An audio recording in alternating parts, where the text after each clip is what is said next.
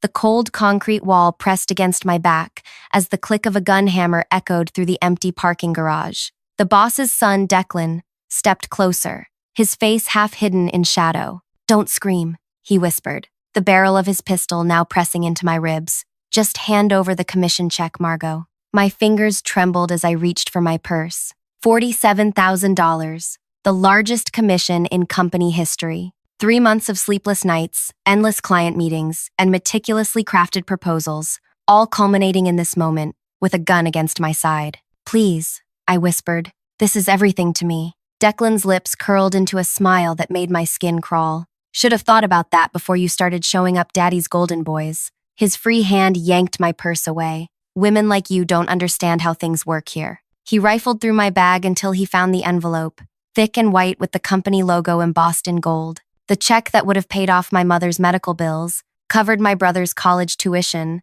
and maybe, just maybe, given me enough breathing room to stop living paycheck to paycheck. "Perfect," he muttered, tucking it into his jacket. "Now, you're going to count to 100 before you move. And if you tell anyone about this, well," the gun dug deeper into my side. "Let's just say Daddy always protects family over employees." My heart pounded in my ears as I closed my eyes and began counting. The sound of his expensive Italian loafers clicking against concrete faded as he walked away. A car engine roared to life somewhere in the distance. By the time I reached 60, the garage had fallen silent again. I slid down the wall until I hit the ground, tears streaming down my face. My hands wouldn't stop shaking. 3 security cameras pointed at me from different angles, all of them dummies installed for show. No witnesses, no evidence. Just like he'd planned. The phone in my pocket vibrated. A text from my mother. "How did today go, sweetie? Did you get your big check?" My fingers hovered over the screen, unable to type a response. How could I tell her that everything we'd been counting on was gone? That the surgery she needed would have to wait? That my brother might have to drop out of school? I could almost hear Declan's laughter echoing through the garage as I sat there, broken and humiliated. But somewhere beneath the fear and despair, something else stirred, a feeling I hadn't experienced since my father abandoned us when I was 12. A cold, crystalline rage that sharpened my mind and steadied my hands. This wasn't the first time the boss's son had done this. I'd heard whispers, seen the resignation letters, watched talented women leave without explanation. The pattern was clear now, too clear to ignore. As I picked myself up from the dirty concrete floor, wiping tears from my face, I knew with absolute certainty Declan had just robbed the wrong woman. What he couldn't possibly know was that before coming to work at Griffin Financial Advisors, I'd spent 3 years working for a private investigator. Before that, I'd double majored in accounting and criminal justice. And most importantly, what Declan didn't realize was that I never, ever kept the real commission check in my purse. If you're as shocked as I was when that gun pressed against my side, take a second to like this video and subscribe. The journey I'm about to take you on isn't just about revenge. It's about justice, in a world where the rich think they're untouchable. Drop a comment if you've ever had someone take credit for your hard work, and stick around to see how this unfolds. My name is Margot Sinclair, 32, single, and before this moment, entirely unmemorable to most people who met me. That was by design. I learned early that people underestimate those they don't notice. At 5'4" with brown hair typically pulled back in a simple ponytail, I blended into backgrounds and boardrooms alike. I'd been working at Griffin Financial for 16 months. The company specialized in investment packages for mid-sized businesses looking to expand. Our commission structure was legendary in the industry, 15% on any deal you closed personally. Most advisors averaged 2 or 3 medium-sized clients per year, earning respectable but not spectacular income. No one had ever landed Regional Foods before. 42 locations across 3 states, and they'd turned down Griffin's proposals 6 times in the past decade. Their CFO was notoriously difficult, their CEO skeptical of financial advisors in general. But I'd spotted something in their quarterly reports that others had missed, a pattern of expansion followed by cash flow problems that my investment strategy could solve. It took 3 months of research, 5 presentations, and countless late nights, but I closed the deal. A $315,000 contract, meaning a commission check of $47,250. Life-changing money for someone like me. The morning the deal finalized, people actually noticed me for once. Handshakes, congratulations, Invitations to lunch I'd never received before. Even Mr. Griffin himself, Declan's father, called me into his office to personally thank me. "This is exceptional work, Margot," he'd said, leaning back in his chair. "Regional Foods has been our white whale for years. How did you make it happen?" I explained my strategy, the patterns I'd identified, the personalized approach I'd taken with their executive team. Mr. Griffin nodded, his expression unreadable. "Very impressive. The commission check will be processed today. You've certainly earned it." As I turned to leave, he added something that should have been a warning. "My son mentioned he was impressed by your presentation materials. He's learning the business, you know." I'd only met Declan Griffin a handful of times. At 35, he was 3 years older than me, but carried himself with the entitled confidence of someone who'd never faced real consequences. He occasionally appeared for company meetings, always dressed in suits that cost more than my monthly rent, always looking slightly bored. The accounting department processed commission checks on Fridays. Everyone knew this. The checks would be printed, placed in company envelopes, and distributed by 4 p.m. Most advisors immediately headed to the bank afterward, a ritual of success. What I didn't know then, but discovered later, was that 5 other women had left the company in the past 2 years after landing major clients. Each one had cited personal reasons or new opportunities. Each one had departed within days of receiving large commission checks. At 4:15 p.m., I collected my envelope from accounting, making a show of peeking inside and smiling. I tucked it into my purse with deliberate care, noticing Declan watching from across the office, pretending to review documents with his father. "Congratulations again," said Tina from accounting. "That's the biggest check I've processed in years." I smiled, feeling Declan's eyes on me. "Thanks. I can't wait to deposit this." "Heading to the bank now?" she asked. "Actually, I have a dinner reservation to celebrate. I'll deposit it first thing tomorrow." I said this loudly enough to be overheard. Then I headed for the elevator, purse clutched close to my side. The parking garage beneath the Griffin Financial Building has 4 levels. Executive spaces on level 1, senior advisors on level 2, everyone else relegated to levels 3 and 4. My assigned space was on level 4, the darkest and most remote section. As I stepped off the elevator, I immediately sensed I wasn't alone. The garage was too quiet, the air too still. My footsteps echoed as I walked toward my car, keys gripped between my fingers like a weapon.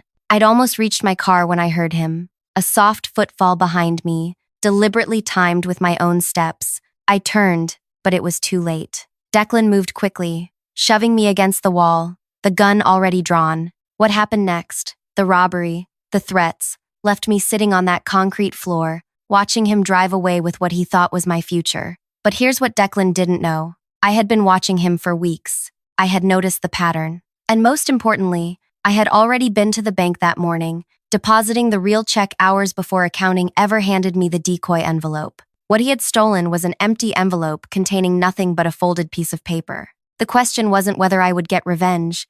The question was how complete his destruction would be when I was finished. That night, I couldn't sleep. Every time I closed my eyes, I felt the gun against my ribs, heard Declan's voice in my ear. Around 3 a.m., I gave up trying and pulled out my laptop. The Griffin Financial Employee Directory stared back at me. I scrolled through names, faces, departments. The women who had left suddenly after big commissions, Teresa, who landed the pharmacy chain, Audrey, who brought in the restaurant group, Kimmy, who secured the manufacturing client, each one gone within days of their biggest success. I pulled up their social media profiles. Teresa now worked in another state for half her previous salary. Audrey had started over in a completely different industry. Kimmy's profile hadn't been updated in months. I sent each of them a simple message. "Did something happen in the parking garage after your big commission?" By morning, Teresa had responded with a phone number and 4 words. "Call me. Not kidding." My hand trembled as I dialed.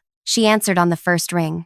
"Who is this really?" Teresa's voice was sharp with suspicion. "Margot Sinclair from Griffin. I just landed the Regional Foods account." A long pause. "And something happened in the garage?" Declan Griffin put a gun to my side and took my commission check. She exhaled slowly. "So he's still doing it. God, I hoped someone would have stopped him by now." "You too?" "Me, Audrey, Kimmy, and at least 2 others I know of. We all kept quiet. What else could we do? His father owns the company, the security cameras are fake, and he made it very clear what would happen if we talked." My stomach tightened. Why didn't you go to the police? Teresa laughed bitterly. With what evidence? It's his word against ours. Plus, his father donates to every police charity in the city. The one time someone tried to report it, before my time, the complaint mysteriously disappeared. I wrote down everything she told me, the exact same pattern each time. Women who excelled, big commissions, robberies in the garage, and afterwards, either resignation or transfer requests. What did you do? I asked. I ran, Teresa said simply. I took a job 3 states away. Started over. What else could I do? I thanked her and hung up. By noon, Audrey had also responded to my message, sharing an almost identical story. Kimmy never replied. That afternoon, I walked into Griffin Financial with a bandage on my temple and makeup, simulating a bruise on my cheek. I'd spent an hour on YouTube learning how to create realistic injury effects. As I limped slightly toward my desk, conversations halted. Eyes followed me. Whispers trailed in my wake. My direct supervisor, Paige, rushed over immediately. Margot, what happened to you? I blinked rapidly, forcing tears to my eyes. I was mugged last night. They took everything. My purse, my phone, my commission check. Paige's hand flew to her mouth. Oh my God, did you call the police? Yes, but I lowered my voice. They said there's not much they can do without witnesses or clear security footage. The whispers spread through the office like wildfire. Within 20 minutes, Mr. Griffin himself appeared at my desk, concern etched on his face. Miss Sinclair, may I speak with you in my office? I followed him, noting how similar his walk was to his son's, the same entitled swagger, just aged 30 years. Once inside his wood-paneled office, he gestured for me to sit. I've just heard about your unfortunate incident. Are you all right? I'll be okay, I said, touching my fake bruise gingerly. The doctor said nothing's broken. Where did this happen? His voice was carefully neutral. In the parking garage. Level 4. After work.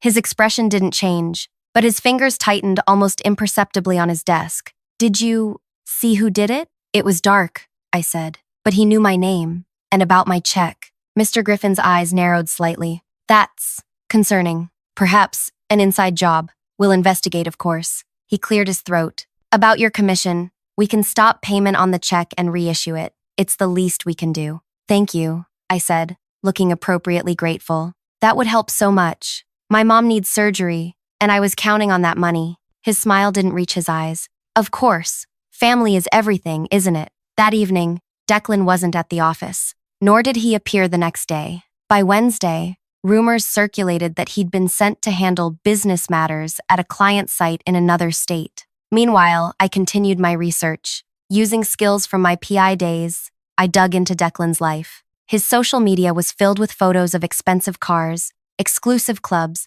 and luxury vacations, all funded by a job where he rarely appeared. I discovered gambling debts at 3 casinos, a pattern of complaints from women at clubs he frequented, and a suspended license for driving under the influence that had mysteriously disappeared from court records. On Thursday, my replacement check arrived. Mr. Griffin handed it to me personally. I've also arranged for security escorts to the bank for anyone receiving commission checks, he announced, loud enough for nearby colleagues to hear. Safety is our priority. I thanked him profusely, playing the role of the grateful, naive employee. The moment he walked away, I noticed Paige watching me with an odd expression. Can I talk to you? She whispered, gesturing toward the break room. Once alone, she closed the door and turned to me, her expression grim. Be careful, Margot. What do you mean? This isn't the first time something like this has happened, and those who push too hard for answers don't last long here. I feigned confusion. I don't understand.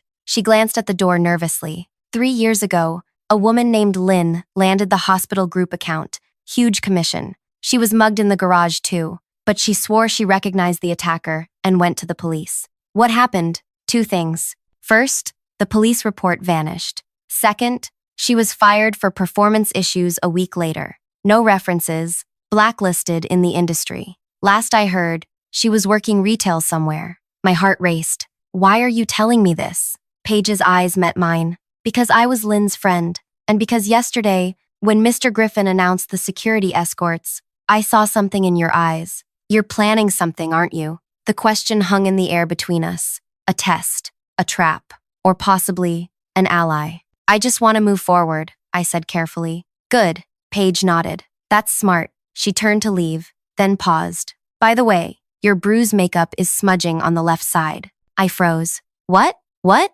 She gave me a knowing look. I did theater for 10 years. Next time, use setting spray after application. Before I could respond, she walked out, leaving me stunned. That night, I received another message, from Kimmy this time. They're watching you now. They know you're asking questions. A chill ran down my spine. I immediately checked my apartment door. Locked, deadbolted, windows, secured. Still, I slept with a chair propped under my doorknob and a kitchen knife beside my bed. The next morning, a flower arrangement waited on my desk. The card read simply, "Wishing you a speedy recovery. Management." I noticed a new maintenance worker, installing what appeared to be a real security camera in the corner of the office, aimed directly at my desk. Page stopped by mid-morning. "The IT guy needs access to your computer for a system update. Company-wide thing," she said loudly, then whispered, "They're checking your emails and search history." I thanked her with my eyes. When the IT technician arrived minutes later,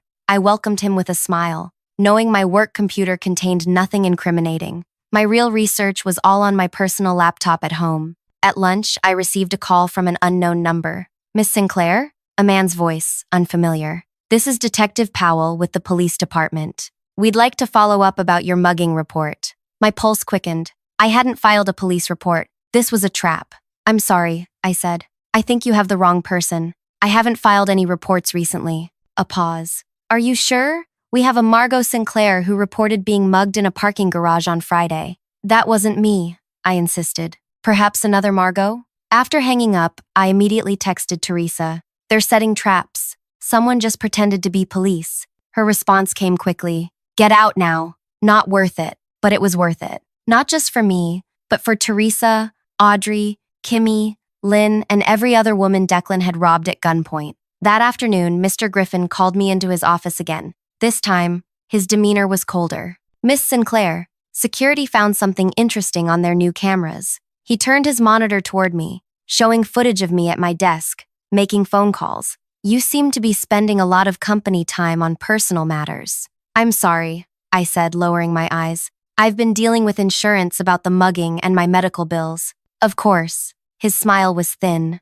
"We understand. By the way, did the police ever contact you about your case?" The trap was so obvious it was almost insulting. "No, they said they'd call if they found anything, but I'm not hopeful." He nodded slowly. "Well, we certainly hope they catch whoever did this. We value our employees' safety." As I turned to leave, he added, "Oh, and Miss Sinclair? My son will be returning to the office on Monday. He specifically mentioned wanting to check on how you're doing after your ordeal. Isn't that thoughtful of him?" The threat couldn't have been clearer if he'd painted it on the wall. That night, I sat in my apartment, surrounded by notes, research, and plans. The company was watching me. The Griffins were setting traps. And Declan was returning, undoubtedly to ensure I stayed quiet. They thought they were closing in on me. What they didn't realize was that I was counting on exactly that. Because sometimes, to spring your trap effectively, you have to let your target think they're the hunter. What I did next would either bring the entire Griffin empire crashing down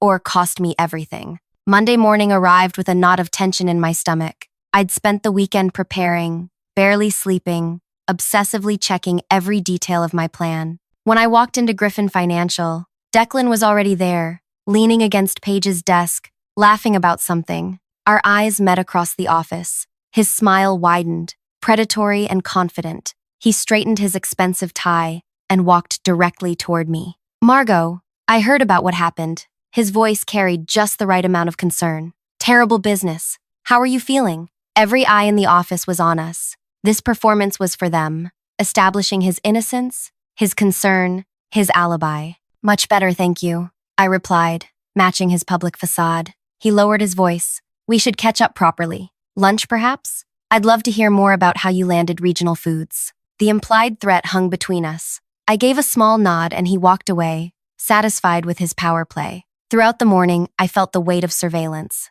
The new security camera tracked my movements. Colleagues casually stopped by my desk to chat, likely reporting back to management. My computer had been tampered with, the angle of my monitor slightly different, the keyboard not quite where I'd left it. At noon, Declan appeared at my desk. "Ready for that lunch?" We took his car, a sleek silver sports car that probably cost more than what most Griffin employees made in a year. He drove us to an upscale restaurant where the maitre d' greeted him by name. Once seated in a private corner booth, his demeanor changed instantly. "Let's cut the shit," he said, voice ice cold. "You've been asking questions, contacting former employees. That stops now." I feigned confusion. "I don't know what you're talking about. Don't play stupid. It doesn't suit you." He leaned forward. "Here's what's going to happen. You're going to stop digging. You're going to tell everyone how supportive Griffin Financial has been after your mugging. And in 3 weeks, you're going to accept a transfer to our Milwaukee office.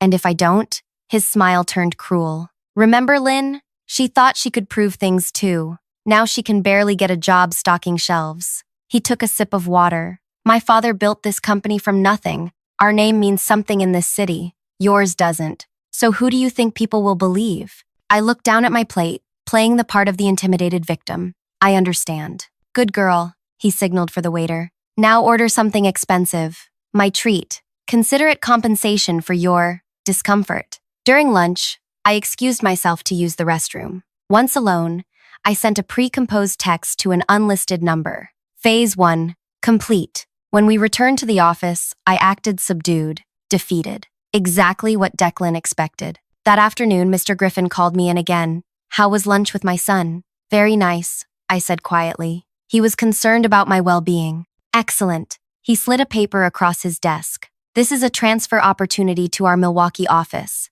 Better position, slight pay increase. I think a fresh start might be good for you." I took the paper with trembling hands, real this time, but not from fear, from restraint, from the effort it took not to reveal my hand too soon. "I'll consider it," I said. "Do that." His dismissal was clear. Over the next 2 weeks, I played my role perfectly. The questions stopped. I became the model employee, arriving early, leaving late, accepting the upcoming transfer with quiet resignation. Declan relaxed, appearing less frequently at the office, confident that his threat had landed. But beneath this compliant exterior, I was assembling the final pieces. The breakthrough came from an unexpected source. Paige cornered me in the parking garage one evening, glancing nervously at her watch. "I shouldn't be doing this," she whispered, pressing a USB drive into my hand. "But Lynn was my friend, and I can't watch it happen again." "What is this?" "Financial records. I work in accounting, remember?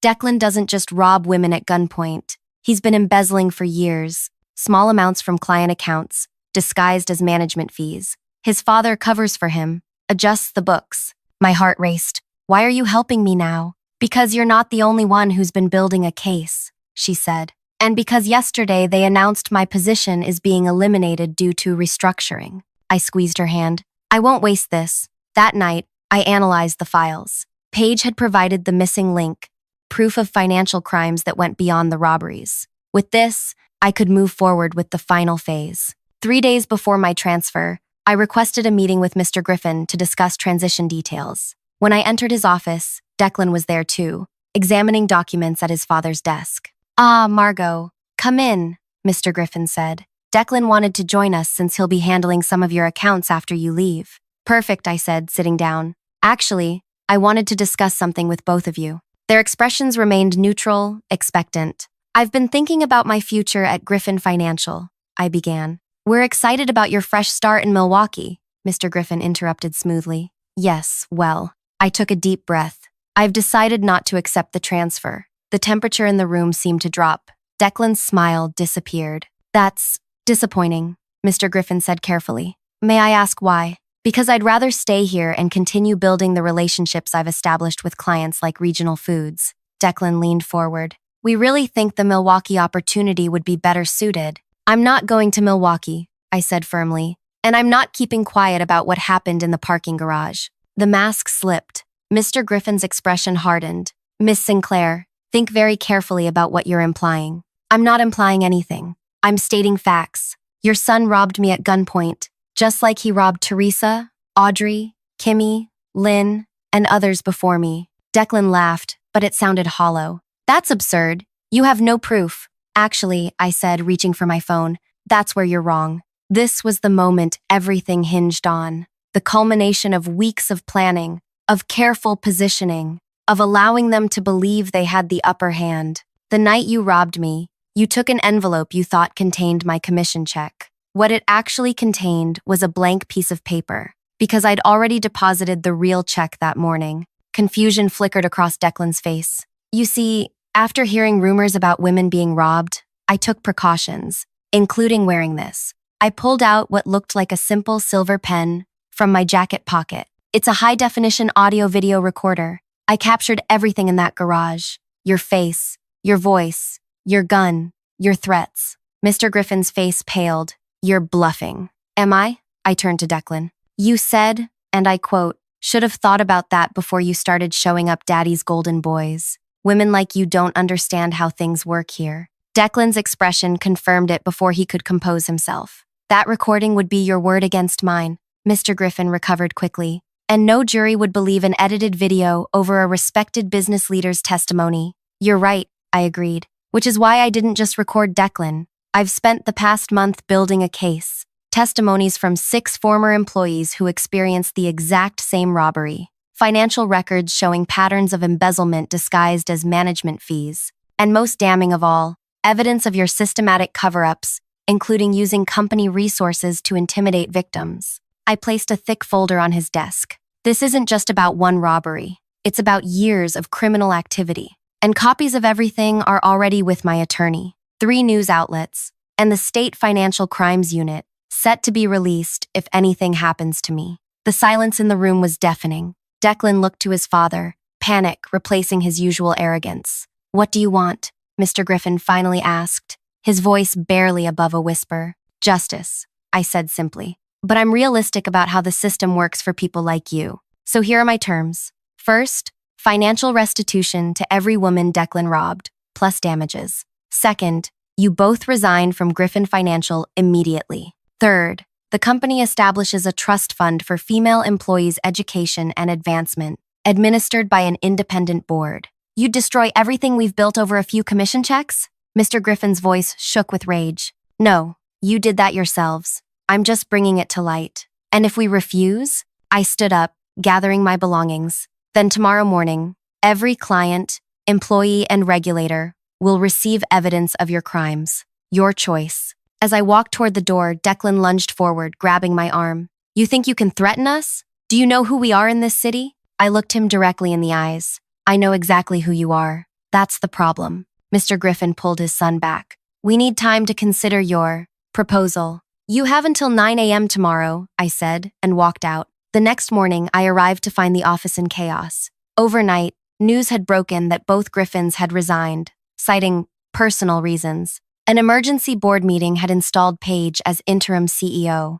She caught my eye across the crowded office and gave me a subtle nod. On my desk sat a company-wide memo announcing a new zero-tolerance harassment policy, substantial changes to security protocols, and the establishment of the Employee Advancement Fund. By afternoon, my phone was flooded with messages from Teresa, Audrey, Kimmy, and others. News of substantial settlement offers from Griffin Financial's attorneys had reached them all. 2 weeks later, I sat across from Paige in what had been Mr. Griffin's office. The nameplate on the door now read, Paige Mitchell, Chief Executive Officer. The board made it official this morning, she said, beaming. And my first official act is to offer you the position of Chief Operations Officer. I blinked in surprise. Are you serious? Dead serious. This company needs rebuilding from the ground up. The Griffin's reputation is in tatters. Turns out, once people started looking, there were financial irregularities going back decades. We need someone with integrity and intelligence to help restore trust. What happened to them, I asked. Declan is facing charges for the embezzlement. Hard to wriggle out of that one, even with their connections. Mr. Griffin avoided criminal charges by cooperating, but he's lost everything. The company, their family home, their standing in the community. I thought about the scared, humiliated woman I'd been that night in the parking garage. How far I'd come. How far we'd all come. 6 months later, Griffin Financial was renamed Phoenix Advisors. Our client list had actually grown. Integrity, it turned out, was good for business. Teresa returned as our new head of client acquisition. Lynn headed our newly formed compliance department. Every woman who had been victimized was offered a position if they wanted it. And the parking garage? We sold it and built a new state-of-the-art facility with actual working security cameras, emergency call buttons, and the brightest lighting system money could buy. Sometimes justice doesn't come from courts or police. Sometimes it comes from women who refuse to stay silent, who gather evidence instead of just hope, who turn trauma into determination. If you've ever felt powerless against those who seemed untouchable, like, share, and subscribe. Your voice matters. Your story matters. And sometimes when you think you're cornered with no way out, that's exactly when you find your strength. Remember, the most dangerous person in any room isn't the one with the gun or the money or the power. It's the one they underestimate.